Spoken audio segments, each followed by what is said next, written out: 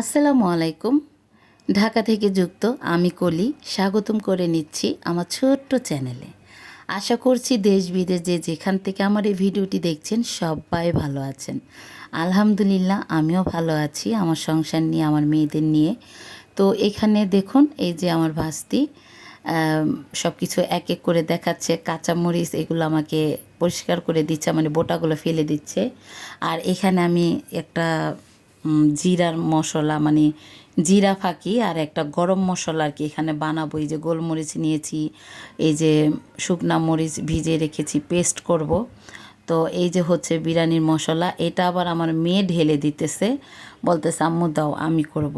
তো দিলাম, কারণ কাজ করতে চাইলে না বলতে নাই, কারণ কাজ করতে দিলে মেয়েদের অভিজ্ঞতা হবে এবং কি ওদের পরিমাণও জানা হবে কাজের প্রতি, যে কোনটা কতটুকু দিতে হবে। তো যাই হোক, এখানে আমি মাংসগুলো একসাথে মশলা মিশিয়ে নিচ্ছি। আর চুলায় কিন্তু আগুন দিয়ে দিয়েছি, চুলায় আগুন দিয়ে ভালো করে মশলাটা আমি মিশিয়ে নিচ্ছি। আর মশলার প্যাকেট দেখে তো অবশ্যই বুঝতে পেরে গেছেন মানে আমি কি রান্না করতেছি। এখানে আমি বিরিয়ানি রান্না করতেছি। তো এই যে আলুগুলো কেটে নিলাম, আর এই হচ্ছে পোলাওর চাল। আমার না পোলাওর চাল এত ভালো লাগে, দেখলেই খেতে ইচ্ছে করে। আমার মতন এই বদ স্বভাবটা কার আছে বলেন, যে চাউল দেখলেই খেতে ইচ্ছে করে। তো যাই হোক, এখানে এই যে চাল সব কিছু একসাথে নিয়ে নিলাম, চালটা ধুয়ে নিয়ে নিলাম। আর এই যে দিয়ে দিলাম, মাংসটা সিদ্ধ হয়ে গেছে, তো চালটাও দিয়ে দিলাম।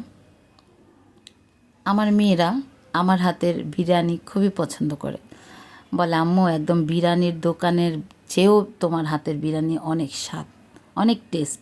আর কালার তো পুরাই বিরিয়ানির দোকানের কালার হয়। আচ্ছা, বিরিয়ানি রান্না করতে করতে আমি একটা কথা বলি, সেটা হচ্ছে এই যে আপনারা আমাকে এত ভালোবাসেন, আমার ভিডিওতে মাশাল্লাহ ভালো লাইক, ভালো ভিউ হয়, এই জন্য অসংখ্য অসংখ্য ধন্যবাদ আপনাদেরকে যে আমার ভিডিও আপনারা দেখেন। আর কমেন্ট কম হয়, কমেন্ট কেন করেন না সেটা আমি জানি না, হয়তো বা আমার সাথে কথা বলতে ইচ্ছুক না, আপনারা কথা বলতে চান না আমার সাথে, এই জন্য কমেন্ট করেন না। কিন্তু প্লিজ কমেন্ট করবেন, কমেন্ট করে আপনাদের মতামত জানাবেন যে কিভাবে ভিডিও করলে ভালো হবে, আমাকে আপন ভেবে বলতে পারেন। আর এই যে এখানে আমি আলুটা একটু পোড়া পোড়া করে ফেলছি, তো এই জন্য আপনাদের দেখাচ্ছি। আর এই যে অর্ধেক মশলা দিয়েছিলাম আপনার ওই যে কি বলে মাংস রান্না করার সময়, আর বাকি অর্ধেক এই যে এখন দিয়ে দিলাম। আচ্ছা, বিরিয়ানি খেতে কে কে পছন্দ করেন? আমি কিন্তু খুব পছন্দ করি বিরিয়ানি খেতে। আমার পোলাও বা রোস্ট বেশি একটা পছন্দ না, আমার ভাস্তির পছন্দ। আমার ভাস্তি পোলাও রোস্ট পছন্দ করে, মেয়ে আবার পোলাও গরুর মাংস পছন্দ করে, আমি আবার বিরিয়ানি পছন্দ করি। ও বিরিয়ানিও পছন্দ করে, দোনো বোনই পছন্দ করে, কিন্তু একটু কম, আর আমি একটু বেশি পছন্দ করি বিরিয়ানি খেতে। তো এই যে দেখুন মশালা কি কালার। আর এই যে এটা হলো স্বপ্নর বাবা বাহির থেকে আসার সময় এই যে আপনার 1 কিলো মানে 1 কেজির একটা ঘিয়ের ডিব্বা নিয়ে এসেছিল। না না, 800, এটা হচ্ছে 800 পুরোপুরি ইয়া না, 1 কেজি না। তো সেটাই আমি দেখাচ্ছি আপনাদেরকে, ওইখানে 800 লেখা। তো ঘি দিয়ে দিলাম, কারণ বিরিয়ানিতে ঘি না দিলে কোনো মজাই নেই, ঘি দিলে স্বাদ বাড়ে, ঘ্রাণ বাড়ে। তো আমি এই যে বসিয়ে দিলাম। আর এইখানে আমি সালাডটা কেটে নিচ্ছি। আমি সালাদ খেতে পছন্দ করি কুচি কুচি করে একসাথে সবগুলো মিশিয়ে, যেমন ওই যে কুচি কুচি করে কেটে সালাদ, টমেটো, লেবু, পেঁয়াজ, কাঁচামরিচ, ধনেপাতা এগুলো একদম একসাথে মেখে নেয়, সেটা ভালো লাগে।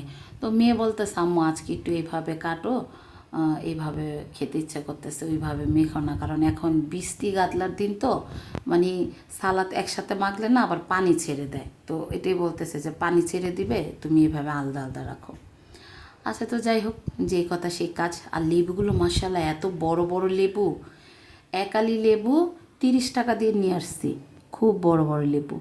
তো এই যে আমার বিরিয়ানি রান্না হয়ে গেছে, কমেন্টে অবশ্যই মাশাল্লাহ মাশাল্লাহ বলবেন, কালারটা খুব সুন্দর এসেছে। তো এখান থেকে 1 প্লেট পাঠাবো বাড়িয়ালি আন্টিদের ঘরে, আর 1 প্লেট পাঠাবো দুইতলা ভাবির ঘরে, কারণ দুইতলার ভাবি কুরবানির সময় ছিল না, গ্রামের বাড়ি গেছিলো। তো ওনাকে কুরবানির মাংস দিতে পারি নাই, ছোটোখাটো একটা কুরবানি দিয়েছিলাম, সবাইকেই দিছি।